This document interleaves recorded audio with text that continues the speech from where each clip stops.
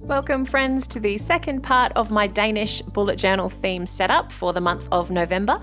If you haven't caught the first half of this video, I will leave the link down in the description box so you can check that out so you don't miss anything that I covered for what I discovered in Denmark from last week's video.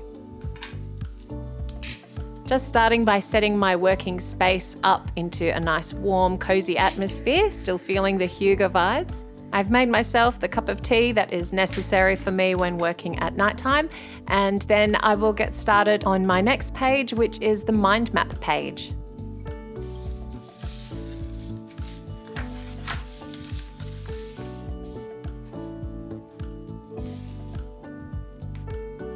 So the mind map is where I keep a bunch of notes that don't actually have a spot anywhere else in my journal. It's a place where I can put ideas or things I don't want to forget, and just sort of like a brainstorming area of ideas that come up throughout the month. I don't need a hell of a lot of space on this, so I do like to do a nice big portrait, which always helps me sort of practice those portrait skills that I love working on. And it's always a bit of fun to just explore someone from the country and, you know, what their effects are on the country and the world, and just a little bit about them. Now this one I did think of straight away when I thought of Denmark, but I did have a research just to make sure that I felt like it was a good choice. And yeah, luckily it was. The lady I've chosen to do is actually the Princess Mary of Denmark. Now I know that a lot of you might say she's not Danish, she's actually Australian. Now I'm not sure if she got rid of her citizenship from Australia when she had to become sort of in the royal family. I'm not sure of the particulars of that, but I know that she, since day dot of being with Prince Frederik, she made it her mission to learn Danish fluently and really immerse herself in becoming Danish. So she is now always referred to as Australian-born Danish princess. So I think that's sort of a way of saying that, you know, she's sort of taken on this whole other life and moved into the Danish kind of way of being. I think what made her as the choice for this mind map page even more perfect is that, I don't know if it was publicized everywhere in the world at the time, but I remember when their relationship began, it was at the 2000 Sydney Olympics, and so they met in Sydney, and I just remember it covering so much media coverage everywhere you turned. It was all about Frederik and Mary in Australia, and I think probably in Europe as well. So, but their love story is exactly that. It's just such a fairy tale story because she was, you know, a commoner and he was a prince, and they, you know, met each other at a pub in Sydney, and, you know, obviously hit it off. And it didn't matter that she was not royal or not, you know, in the correct bloodlines, but yeah, they were in love, and she was given permission to wed him 3 years later when he proposed. And I just think it's just like a nice fairy tale, and it's what, yeah, lots of little girls dream of when we watch those beautiful royal movies where a commoner gets to enter royalty. So I personally think that would be a really, really, really tough job, and I love the idea of being a princess, like, oh, how fun, but I think it would be the toughest job out there. So I really hold such respect for princesses like Princess Mary and Princess Catherine, and, you know, I just think that the way they hold themselves, they're so elegant and poised, and are working so hard to make things better for their people of their country. Princess Mary is in so many charities and is doing so much work. She's such a great role model for the people of Denmark.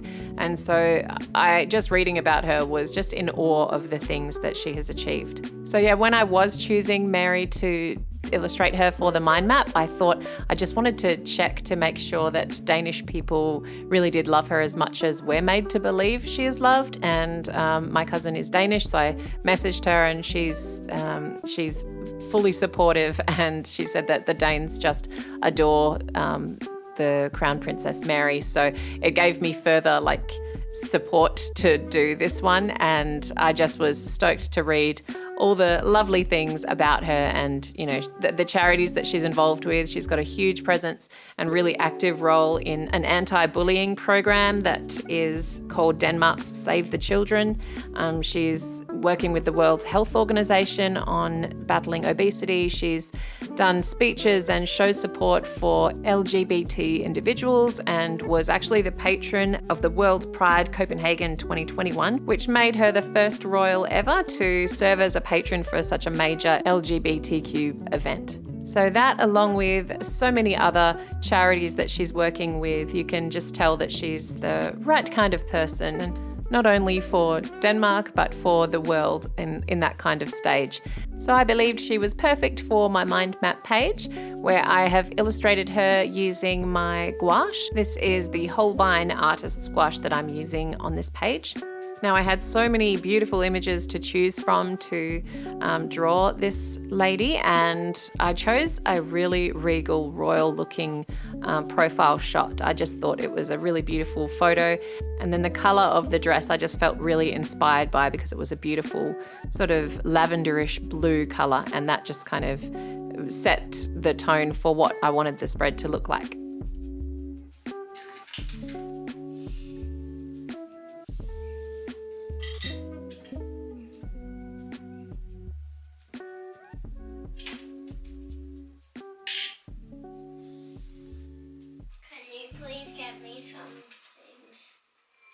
Wait, I'm filming this. Sorry. Mister. Over there. Oh.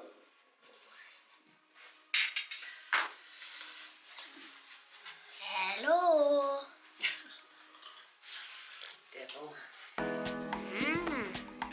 Now, so much of the discussion that I read about for Princess Mary is her passion for fashion. She is like a fashion icon and celebrates a lot of things for fashion in the industry.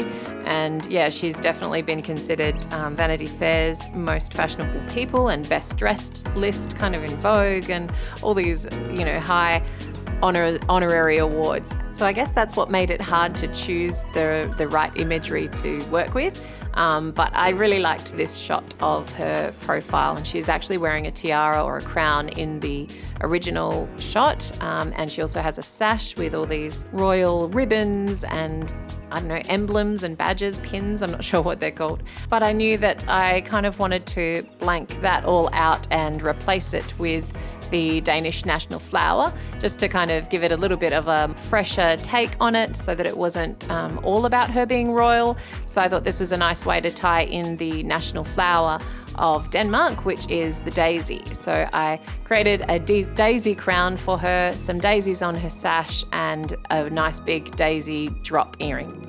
And like I said, I am just obsessed with this color. I was so happy that I was able to create it. I actually used my acrylic gouache for this part because I wanted the background and the sash to be flat, matte, and no variations in the shade at all. So I just mixed up a heap and used that one color to block in the area around her and then make it come into the sash as well. I just love, love, love the color. And I think it really gives a nice, fresh, happy vibe to the piece.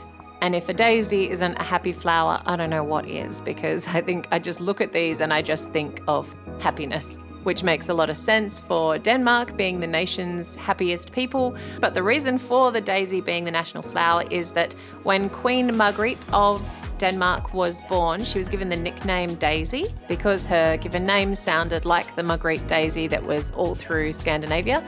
And in particular Denmark, it thrives there in the summertime, so it's everywhere. And then so her nickname became Daisy, and the symbol became related to her, so the national flower became the daisy. And so on her birthday and stuff, everyone loves the Queen, so they will use the daisy as a symbol of affection towards her. So there's lots of beautiful daisy earrings. And my cousin actually, who came over last year sometime, gave my daughter a present which was the national flower, and it was an earring with daisies on it, and my daughter wears them constantly, loves them. So it's just cool to know that little tie to the national flower is relating to the affection towards their queen. Hopefully that made sense. It felt a little bit up and down there, but hopefully you get the gist of what I'm trying to say. And so now this is how my page is turning out. I wanted to continue that really royal feel, so I wanted to add some gold. And so the washi tape that I chose to be her dress, which is just beautiful, has the gorgeous shades in there and then a nice pop of gold. So I thought that would look really nice there. And then I would finish it off with some nice script calligraphy for the word map, entwined over a nice bit of gold for the word mind. I did have trouble around the mouth area getting it to look like Princess Mary. I think she has a very distinguished mouth, but it was a hard one to try and recreate. So I'm not sure that it actually looks like her a lot, but I am happy with the way it was painted, considering I haven't had a lot of experience using the artist's gouache for skin. I love exploring those kind of techniques and trying my best, and yeah, I was happy with finally getting the skin to be sort of blended but not too blended. So yeah, I just had a lot of fun creating this portrait, and it just makes me want to do more portraits. And here is a look at the final mind map page.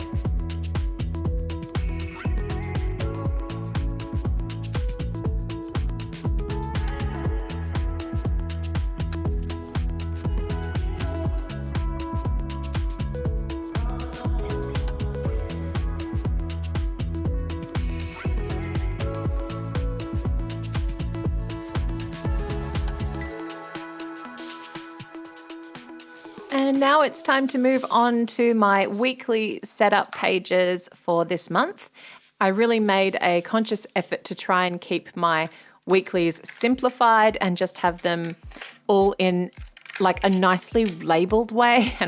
And I finally found something that I like. So I really like how the actual grid sections of my weeklies turned out. But for now, let's chat about what I decided to illustrate on these pages. So page 1 for this notes section, I wanted to theme it around Lego.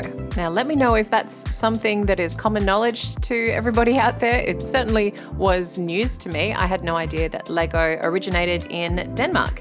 So back in 1932, it was founded in a Danish carpentry workshop and has been obviously a fan favourite since all around the world and is still heavily manufactured and loved today. Going through the history of this company itself, there were lots of ups and downs, and initially the bricks were patented and people weren't really buying them because they weren't loving the whole plastic idea. And we've come full circle with that one, haven't we? Because back when it first started, people would prefer wooden and metal toys, and now we're reverting back to that.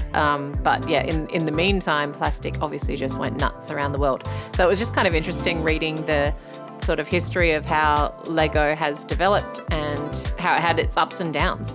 Something interesting that I learnt was how the name came about, and the name Lego is formed from the words legot in Danish, which meant to play well. So although there's plenty of other Legolands around the world, the one I would definitely like to see, because it was, originated here in Denmark, is the Legoland that's in Billund. It's apparently one of the most popular tourist attractions and is a great amusement park for everyone, so I definitely want to go there when I get back to Denmark. So originally I had this plan of doing a mini castle made out of Lego to also talk about the Frederiksborg castle that I'm about to illustrate on the right-hand side.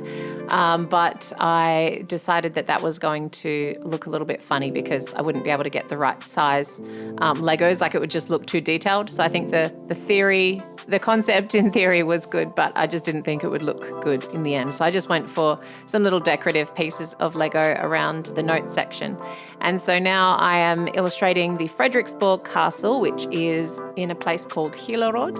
And the castle itself is just really beautiful looking. I love it when they have these aqua teal sort of coloured roofs. And then the whole building is a nice sort of rich reddish brown colour. And so I just think the building itself is really pretty and very fairy tale like. So I wanted to illustrate that here.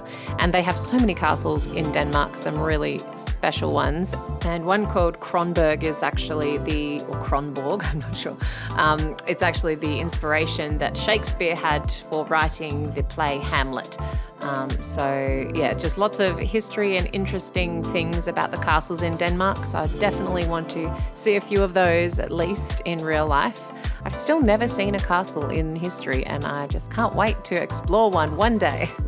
This particular castle, the Frederiksborg Castle, it actually houses the National History Museum now, and so it holds a lot of artifacts from Denmark's history and including lots of portrait paintings. And interestingly enough, just this year when Princess Mary turned 50, she had a portrait done of her, and that is now housed here in this castle in the museum. The gallery itself has so many portraits and over 500 years worth of history and classical paintings and stuff. And what's interesting is that some of them actually burned down when this castle burnt down back in the 1800s. It had to be rebuilt, and luckily some 300 of the paintings were saved. And when I just read this stuff and I think about how much has gone on in the world, yet so little compared to the actual universe, but like it's still so much. There's so much content out there. There's so much history to read about, and you can really get taken away into the history. I don't know. It just fascinates me. So yeah, here is how this page turned out. This is my first set of weeklies, and then we'll move on to the next set.